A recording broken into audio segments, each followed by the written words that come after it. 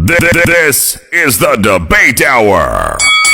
And now in this corner, your host, Errol Mars. And in this corner, who gives a Motivate you. Round one. Let's get it.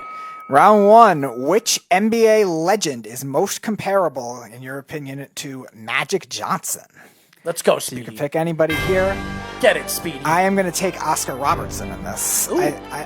Something different. I think sometimes you want to compare eras of what they would do today. Would this player strive today? I'm gonna backtrack here because Oscar Robertson was a very similar, well-rounded player. Any NBA player, and that's the guy. Okay.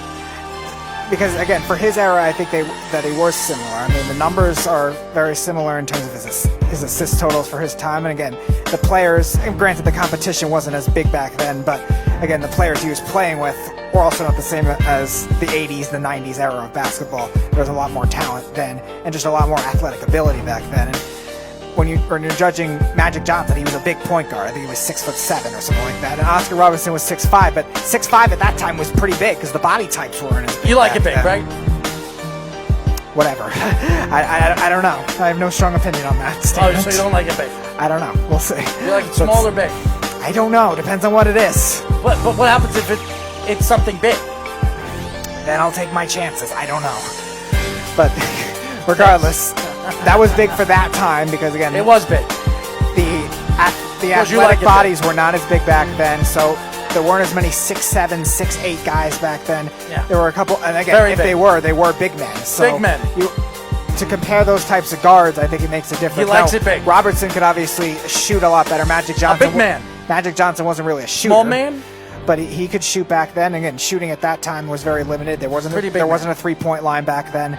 So he was shooting mid-range like Magic Johnson could do at times. Was he a big man? Neither of them.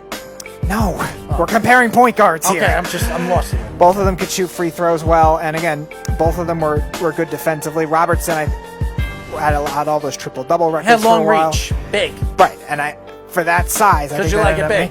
That size. God, they were so weird.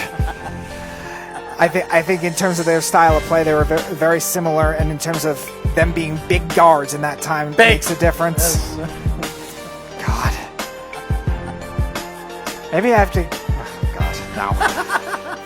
God. So, yeah, as a whole... He likes it big. No, I'm not going to use that word anymore, because you're going to make it weird. Why? You like it big. Oscar Robertson and Magic Johnson were both tall point guards. Tall, there you go.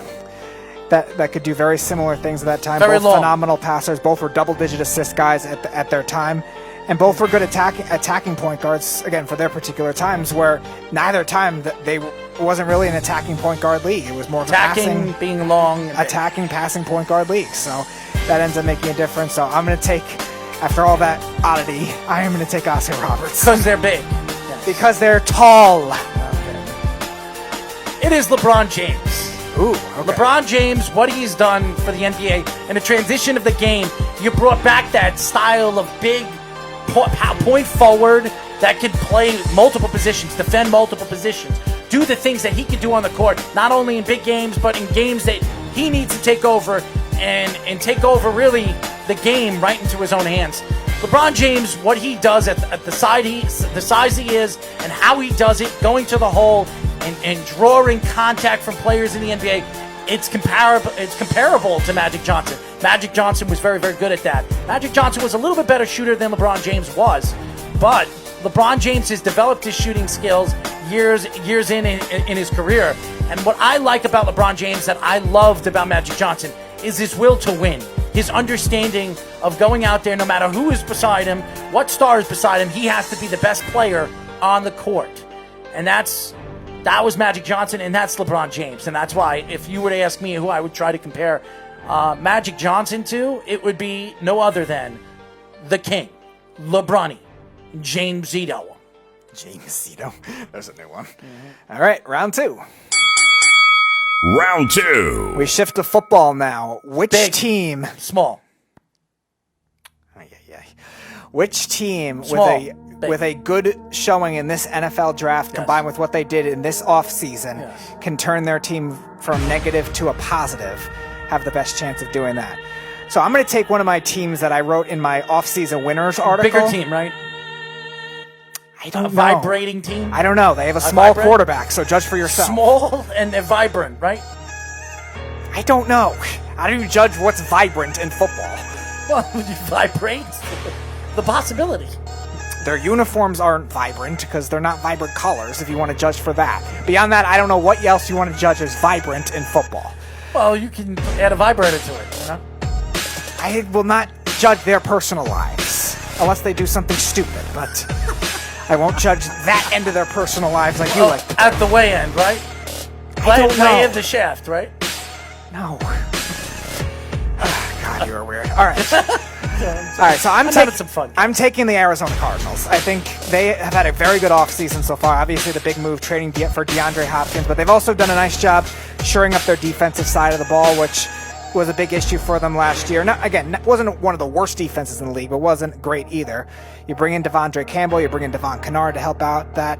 You got a good corner depth with the youngsters they got, and then you bring in DeAndre Hopkins, who's a big star power wide receiver, maybe the most skilled receiver in football right now. That'll help expand the playbook for Cliff Kingsbury. That'll help, obviously, Kyler Murray out, and it'll help the young receivers not have to take number one reps all the time. And the Cardinals last year did very well on a very tough schedule. They had to play the AFC North, which was a good division for the most part, even though the Bengals 6-10 or 6-9-1 with the tie.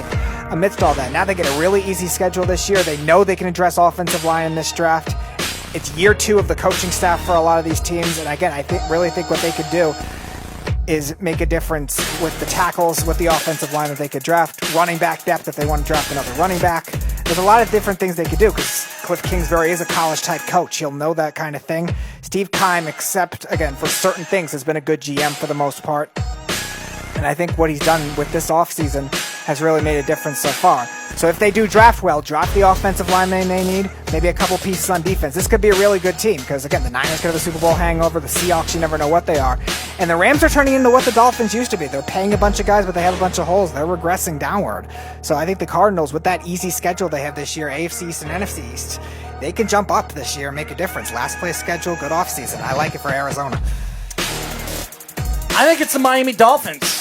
I think when you look at the opportunity to maybe go after somebody like a Cam Newton and the players that you brought in the offseason, you brought in some good defensive players, good defensive leaders. You have some good young players. You're going to have a good draft. You have an opportunity to maybe bring in a Tua, who is going to be your future quarterback. You bring in Cam Newton right now for 2 or 3 years. Give him the 3-year deal where you can have him there to develop Tua. It's going to take Tua maybe 2 years to really get that, that hip back to where they think he could be a superstar quarterback again in this league. By then, Cam Newton could be a free agent or could be on his way to another team, another organization. So who knows? Maybe Cam Newton is the future, and you bring it to where Cam Newton's only going to be playing for 5 more years with his problem. So I look at Miami because of so much draft stock that they have, and this year, especially in the AFC East, it is a terrible division. The New England Patriots don't even have a starting quarterback. We don't know what Buffalo, even though Buffalo has made some good acquisitions, we don't know what they're going to be. We don't know what the Jets are going to be with the offensive woes and their offensive line is. And I'm telling you as a Jets fan, we don't know. And which Adam Gase you're going to get. Yeah, so we don't know. So this could be a division where Miami can absolutely win the division, especially what they did in the second half of the season last year, where they absolutely shocked the Patriots. So I'll tell you this.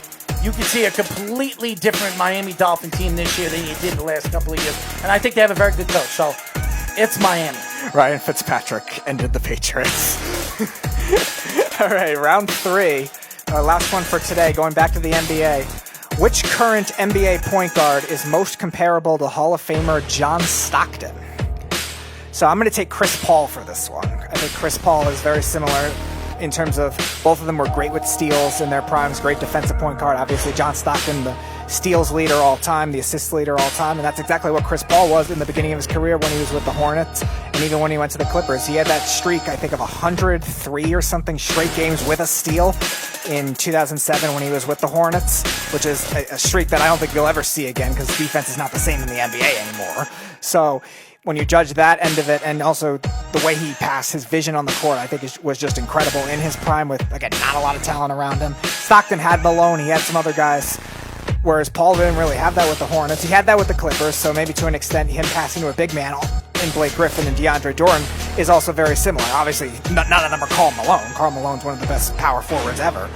But again, in terms of the style of play and also their career paths, them having trouble winning a title, them just being just short in the playoffs, just to other teams like the Warriors, like Utah was, to the Bulls all these years, to the Lakers and other teams. I think their career paths are very similar too, in addition to their skill set. Now, Chris Paul's obviously a better shooter than John Stockton was, but again, he really had to grow with that too, and I don't think he really became that great three-point shooter until the game really evolved into the three-point shooting as well, when all these top guards were shooting threes. So I'm going to say Chris Paul. I think it's very obvious that their two paths are just as similar as they get. It's good. And there's a couple of people that I could compare to John Stockton. But I think the transition of the game and the NBA style of game, Damian Lillard would be the guy that I would bring to the table. Now, Chris Paul is more comparable because he comes from the old school and the new school of basketball. I think when you look at Damian Lillard, he comes from the new school, the transition of the game of basketball. Damian Lillard can pass the ball. He can share the ball. He's a good leader, just like John Stockton. When he's not in the game, your team is not sufficient offensively without him in the offense. I think when you have a player of that magnitude and that good, it could change your team's dreams and where the team could go in a very near future. I think Damian Lillard is that type of player. He could take over games just as much as John Stockton did, passing the ball to the mailman. Now, Damian Lillard doesn't have that magnitude of player that he can get the ball to and completely dominate offensively like Karl Malone. McCollum is a good player, but McCollum isn't Karl Malone.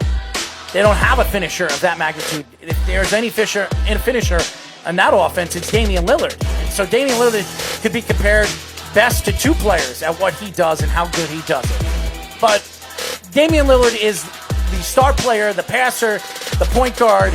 He's the guy that you could see. He is a great defender, very underrated defender. He can steal the ball. He can do a lot of things that you probably don't see enough of because he comes from Portland. You don't get the chance to see him as much. But Damian Lillard has specifically changed the game of basketball to the new style of game of basketball where I believe Damian Lillard is the best point guard in the NBA right now. That's how good Damian Lillard is when he's on the top of his game.